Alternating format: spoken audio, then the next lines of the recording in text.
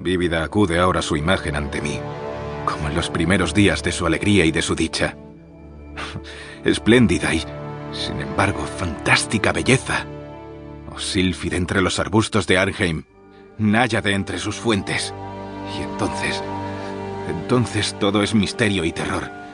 Y una historia que no debe ser relatada. La enfermedad, una enfermedad fatal, cayó sobre ella como el simón. Y mientras yo la observaba, el espíritu de la transformación la arrasó, penetrando en su mente, en sus hábitos y en su carácter. Y de la manera más sutil y terrible llegó a perturbar su identidad. Ay, el destructor iba y venía y la víctima, ¿dónde estaba? Yo no la conocía, o por lo menos ya no la reconocía como Berenice. Entre la numerosa serie de enfermedades provocadas por la primera y fatal, que ocasionó una revolución tan horrible en el ser moral y físico de mi prima, debe mencionarse como la más afligente y obstinada, una especie de epilepsia que terminaba no rara vez en catalepsia, estado muy semejante a la disolución efectiva y de la cual su manera de recobrarse era, en muchos casos, brusca y repentina.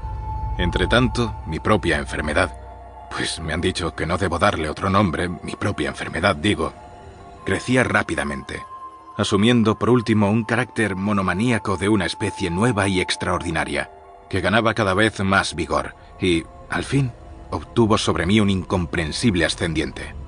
Esta monomanía, si así debo llamarla, consistía en una irritabilidad morbosa de esas propiedades de la mente que la ciencia psicológica designa con la palabra atención.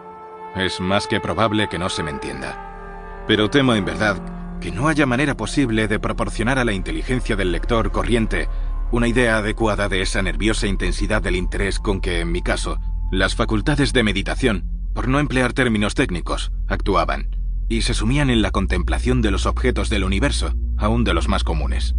Reflexionar largas horas, infatigable, con la atención clavada en alguna nota trivial, al margen de un libro o en su tipografía. Pasar la mayor parte de un día de verano absorto en una sombra extraña que caía oblicuamente sobre el tapiz o sobre la puerta. Perderme durante toda una noche en la observación de la tranquila llama de una lámpara o los rescoldos del fuego. Soñar días enteros con el perfume de una flor. Repetir monótonamente alguna palabra común hasta que el sonido, por obra de la frecuente repetición, dejaba de suscitar idea alguna en la mente. Perder todo sentido de movimiento o de existencia física gracias a una absoluta y obstinada quietud.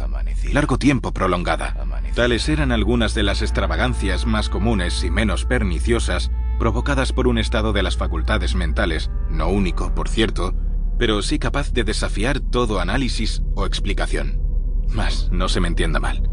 La excesiva, intensa y mórbida atención así excitada por objetos triviales en sí mismos no debe confundirse con la tendencia a la meditación, común a todos los hombres, y que se da especialmente en las personas de imaginación ardiente. Tampoco era, como pudo suponerse al principio, un estado agudo o una exageración de esa tendencia, sino primaria y esencialmente distinta, diferente. En un caso, el soñador o el fanático, interesado en un objeto habitualmente no trivial, lo pierde de vista poco a poco en una multitud de deducciones y sugerencias que de él proceden. Hasta que, al final de un ensueño colmado a menudo de voluptuosidad, el incitamiento, o primera causa de sus meditaciones, desaparece en un completo olvido. En mi caso, el objeto primario era invariablemente trivial, aunque asumiera a través del intermedio de mi visión perturbada una importancia refleja y real. Pocas deducciones, si es que aparecía alguna, surgían, y esas pocas retornaban tercamente al objeto original como a su centro. Las meditaciones nunca eran placenteras, y al cabo del ensueño, la primera causa, lejos de estar fuera de vista, había alcanzado ese interés sobrenaturalmente exagerado que constituía el rasgo dominante del mal. En una palabra, las facultades mentales más ejercidas en mi caso eran, como ya lo he dicho, las de la atención, mientras en el soñador son las de la especulación. Mis libros, en esa época, si no servían en realidad para irritar el trastorno, participaban ampliamente, como se comprenderá por su naturaleza imaginativa e inconexa, de las características peculiares del trastorno mismo. Puedo recordar, entre otros, el tratado del noble italiano Coelho.